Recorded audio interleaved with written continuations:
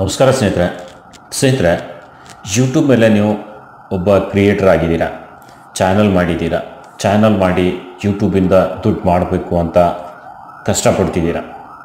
So channel ಮಾಡಿದ್ದೀರಾ, channel ಮಾಡಿದರೆ videos ಎಲ್ಲ ಹಾಕ್ತಿದ್ದೀರಾ, ವೀಡಿಯೋ ಹಾಕಿದರೆ ವೀಡಿಯೋ ವೈರಲ್ ಆಗ್ತಾ ಇಲ್ಲ. ಯೂಟ್ಯೂಬ್ ಮೇಲೆ ನಾನೊಂದು ಚಾನಲ್ ಮಾಡಿದ ಮೇಲೆ ಮೇನ್ ನಮ್ಗೆ ಬೇಕಾಗಿರೋದು ವಾಚ್ ಟೈಮು, ಸಬ್ಸ್ಕ್ರೈಬರ್ಸು.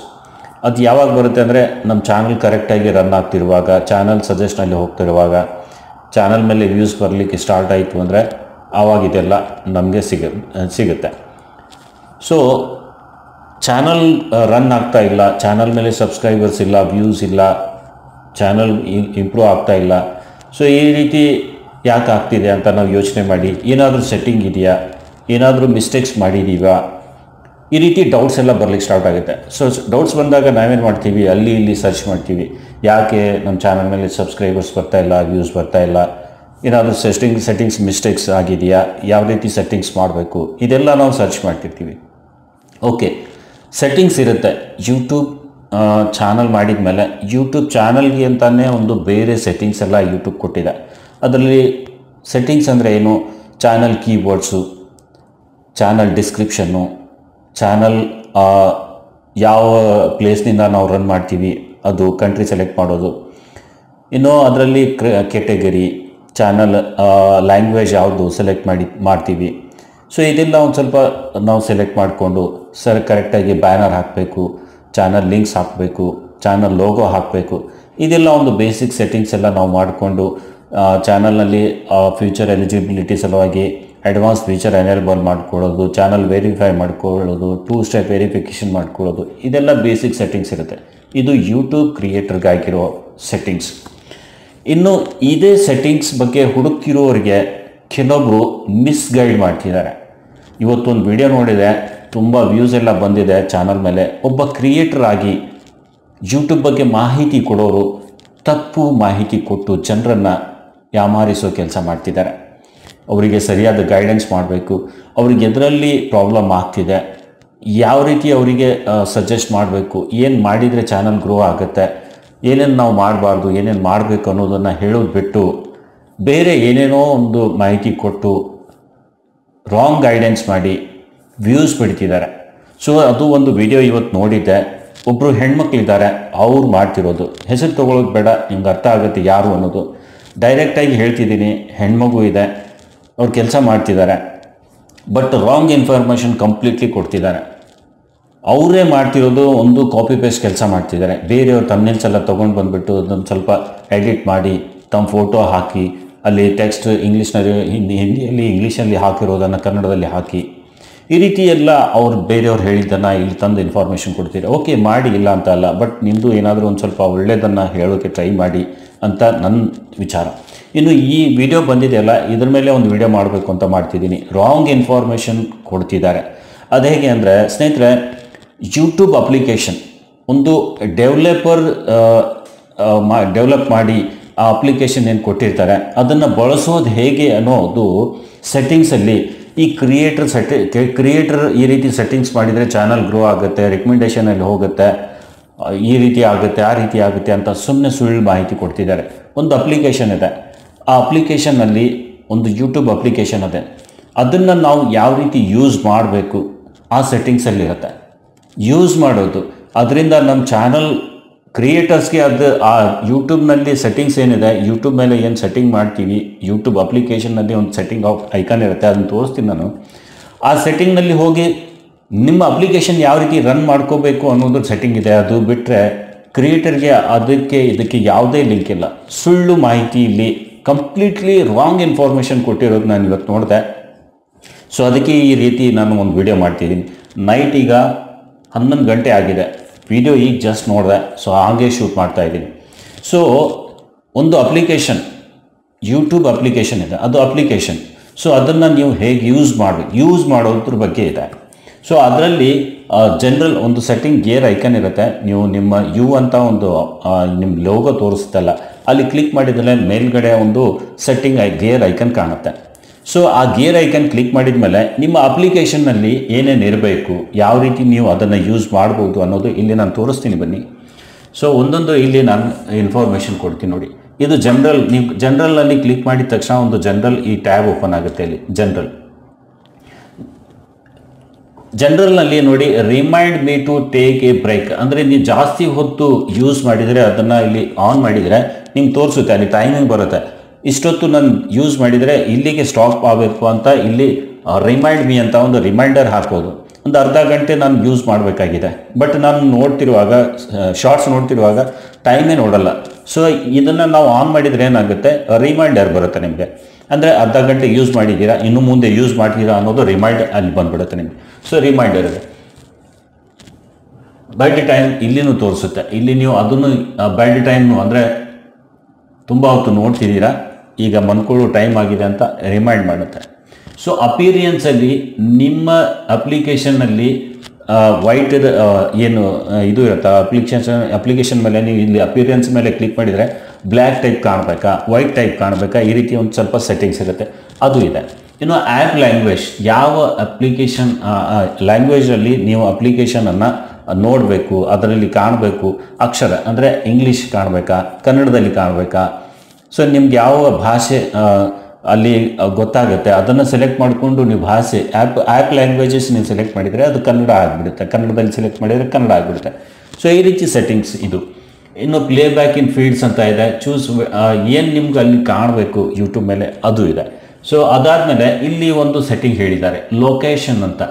ಈ ಲೊಕೇಶನ್ ಬಗ್ಗೆ ರಾಂಗ್ ಇನ್ಫಾರ್ಮೇಷನ್ ಕೊಟ್ಟಿದ್ದಾರೆ ನೋಡಿ. ನಾನು ಇಂಡಿಯಾದಿಂದ ಇದ್ದೀನಿ, ಸೊ ನನ್ನ ಲೊಕೇಶನ್ ಇಂಡಿಯಾ ಅಂತ ನಾನು ಸೆಲೆಕ್ಟ್ ಮಾಡ್ತೀನಿ. ಸೊ ಇಲ್ಲಿ ಇವರು ಏನು ಹೇಳ್ತಿದ್ದಾರೆ ಅಂದರೆ, ನೀವು ಇಂಡಿಯಾ ಸೆಲೆಕ್ಟ್ ಮಾಡ್ಕೊಂಡ್ರಿ ಅಂದರೆ ನಿಮಗೆ ಯೂಟ್ಯೂಬ್ ರಿಕಮೆಂಡೇಷನ್ನಲ್ಲಿ ನಿಮ್ಮ ವಿಡಿಯೋ ಕಳಿಸುತ್ತೆ, ಜಾಸ್ತಿ ರಿಕಮೆಂಡೇಷನ್ಸ್ ಬರುತ್ತೆ, ಜನ ನೋಡ್ತಾರೆ. Wrong information, completely wrong information. So location, ನಾನು ಯಾವ ಸ್ಟೇಟ್ನಿಂದ ಯಾವ ಕಂಟ್ರಿಯಿಂದ ಬಿಲಾಂಗ್ ಮಾಡ್ತೀನಿ ಅದನ್ನು ಸೆಲೆಕ್ಟ್ ಮಾಡಿಕೊಂಡು ನೀವು ನೋಡಿ ಅನ್ನೋದು ಇದು ಲೊಕೇಶನ್ ಇದೆ. ಈ ಅಪ್ಲಿಕೇಶನಲ್ಲಿ ಯಾವ ಲೊಕೇಶನ್ನಿಂದ ನೀವು ವಿಡಿಯೋ ನೋಡಲಿಕ್ಕೆ ಇಷ್ಟಪಡ್ತೀರಾ ಅದನ್ನು ಸೆಲೆಕ್ಟ್ ಮಾಡಿ ಅಂತ ಇದೆ.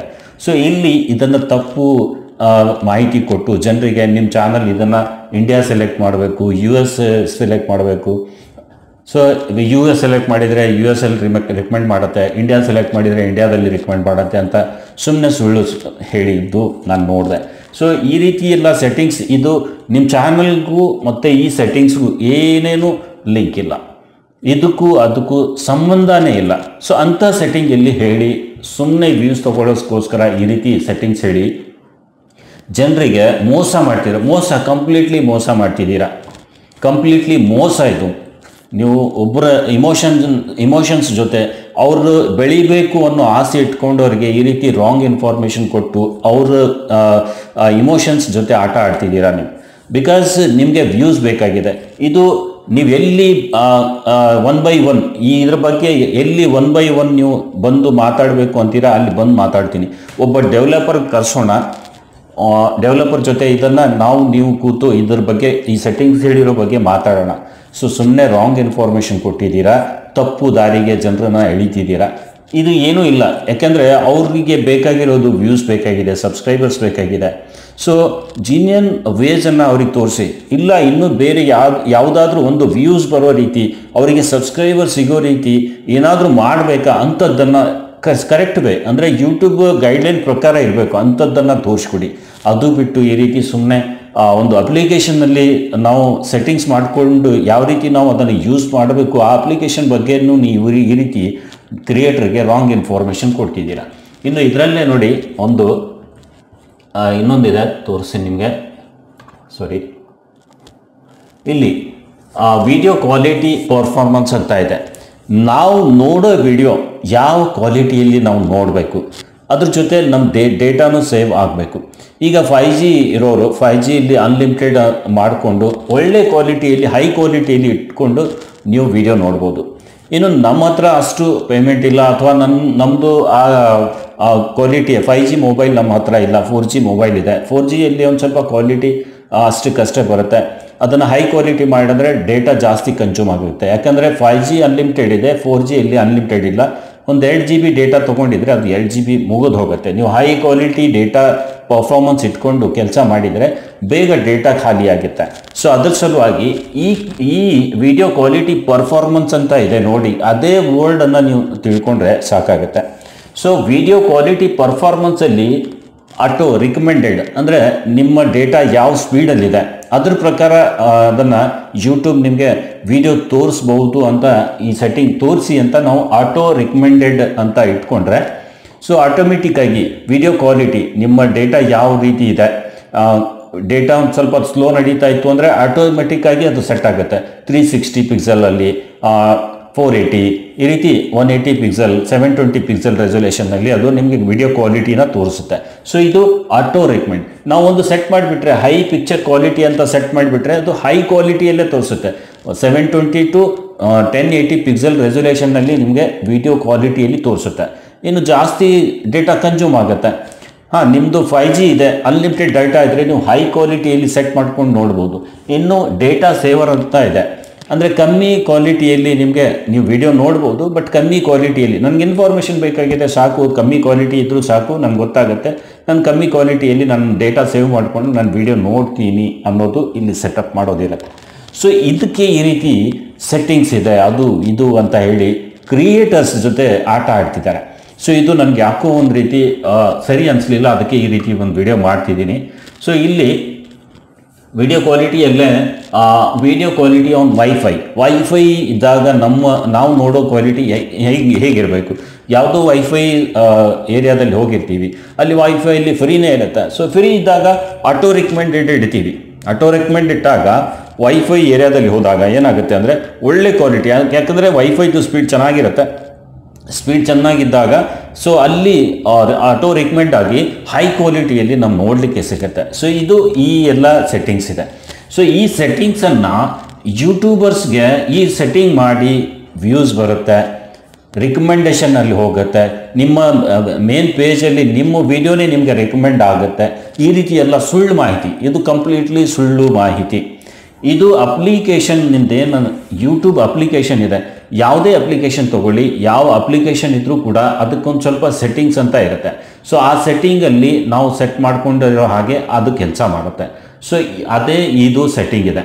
ಸೊ ಈ ಸೆಟ್ಟಿಂಗ್ ಕ್ರಿಯೇಟರ್ ಏನು ಯೂಟ್ಯೂಬ್ ಮೇಲೆ ಕೆಲಸ ಮಾಡ್ತಿದ್ದೀರಾ, ಕ್ರಿಯೇಟರ್ಸ್ ಏನಿದ್ದಾರೆ, ವಿಡಿಯೋ ಏನು ಮಾಡಿ ಹಾಕ್ತಿದ್ದೀರಾ, ಅದಕ್ಕೂ ಇದಕ್ಕೂ ಯಾವುದೇ ಸಂಬಂಧ ಇಲ್ಲ ಸ್ನೇಹಿತರೆ.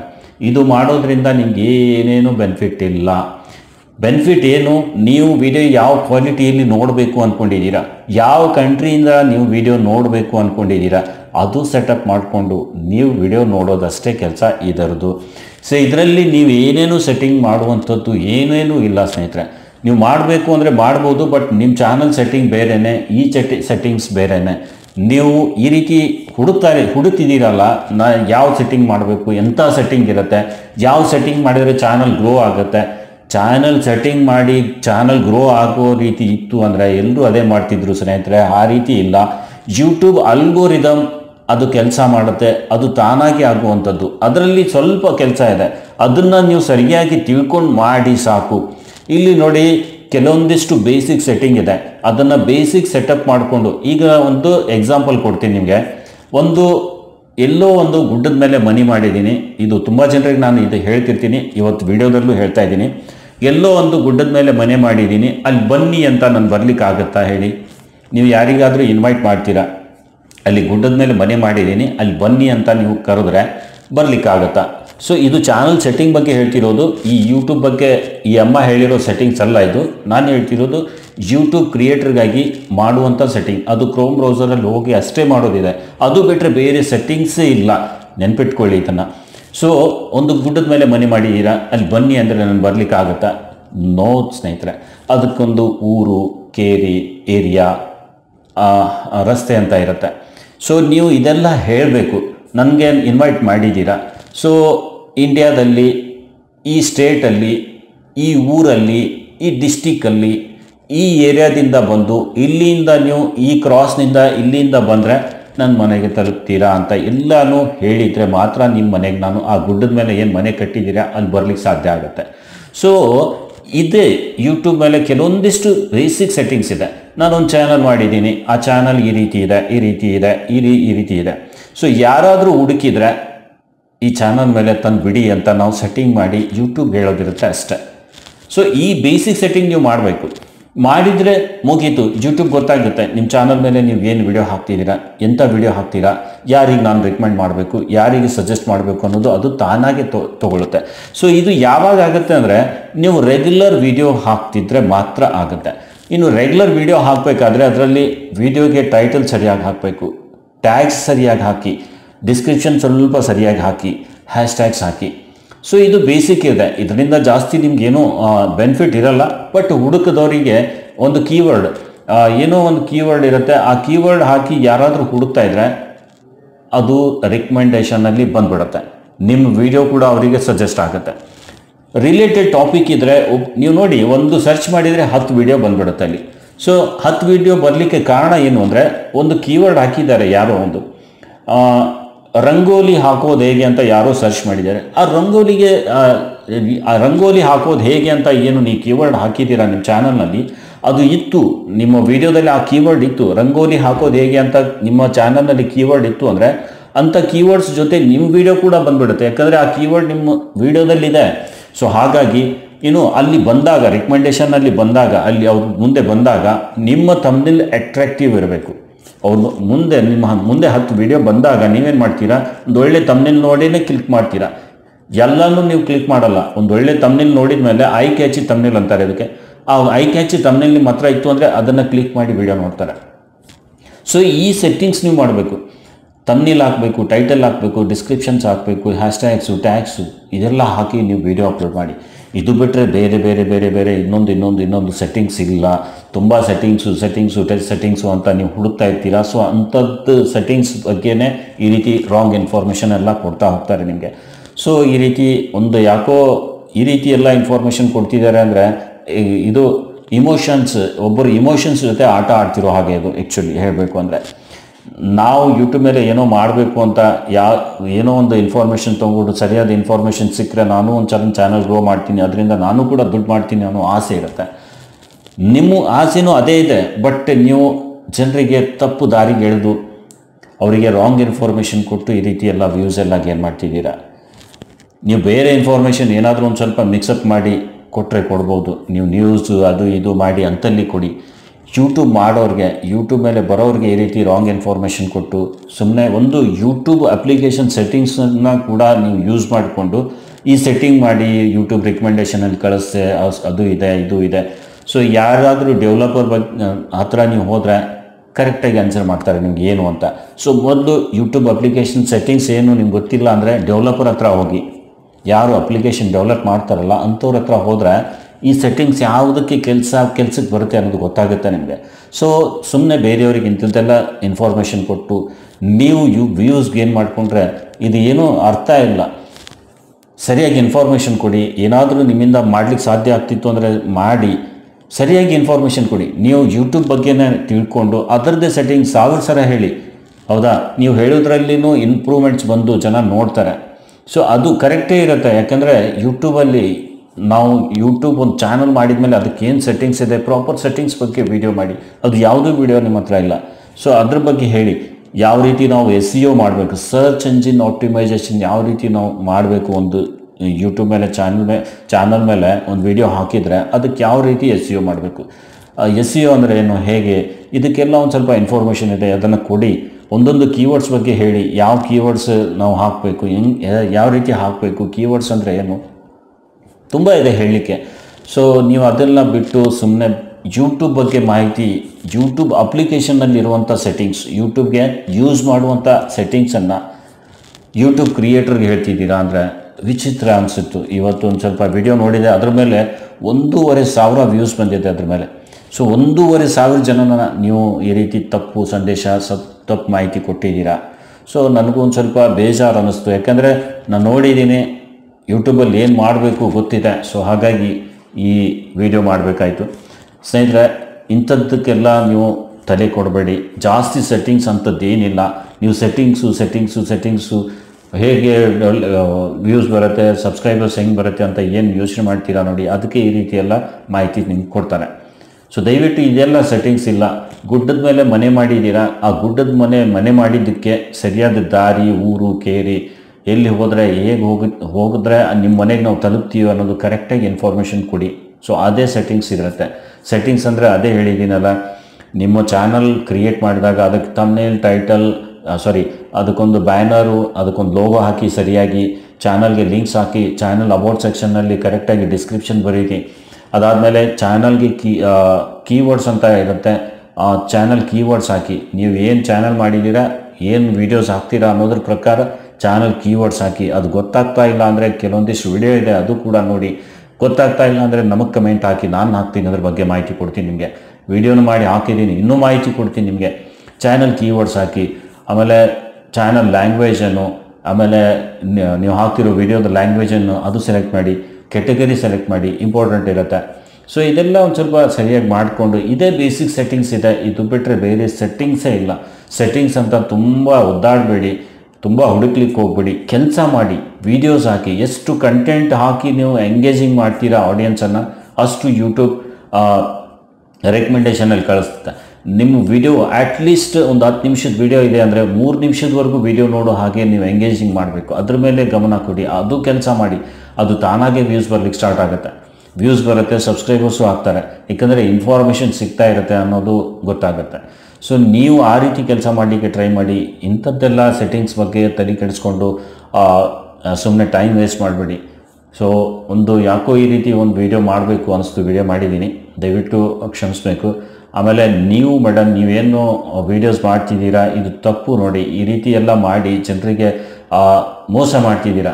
ಡೈರೆಕ್ಟಾಗಿ ಹೇಳ್ತಿದ್ದೀನಿ, ಮೋಸ ಮಾಡ್ತಿದ್ದೀರಾ. ಹೆಸರು ತೊಗೊಳ್ಳೋದು ಬೇಡ, ನಿಮ್ಗೆ ಅರ್ಥ ಆಗುತ್ತೆ ಯಾರಿಗೆ ಅಂತ ಹೇಳ್ತಿದ್ದೀನಿ ಅಂತ. ಬಿಕಾಸ್ ಇದು ಈ ರೀತಿ ಮಾಡ್ತಿರೋದು ನೀವೇ ಒಂದು ಬೇರೆ ಚಾನಲ್ಸ್ ಮೇಲೆ ಹೋಗಿ ಅದೆಲ್ಲ ಕಾಪಿ ಪೇಸ್ಟ್ ಮಾಡ್ತಿರುವಾಗ ಮತ್ತು ನಿಮ್ಮ ಹತ್ರ ಕಲಿಯೋದೇನು ಇದೇ ರೀತಿ ಇರುತ್ತೆ. ಸೊ ದಯವಿಟ್ಟು ನಿಮ್ಮ ಇದು ಚೇಂಜ್ ಮಾಡಿ. ಒಂದು ಸ್ವಲ್ಪ ಸಿಕ್ಕಿದೆ ಅಂದರೆ ಅದ್ರ ಬಗ್ಗೆ ಕರೆಕ್ಟಾಗಿ ಇನ್ಫಾರ್ಮೇಷನ್ ಕೊಟ್ಟು ಒಳ್ಳೆ ದಾರಿಯಲ್ಲಿ ನೀವು ಸಾಗಬೇಕು, ಇನ್ನೊಬ್ಬರಿಗೆ ತೊಗೊಂಡು ಹೋಗಬೇಕು.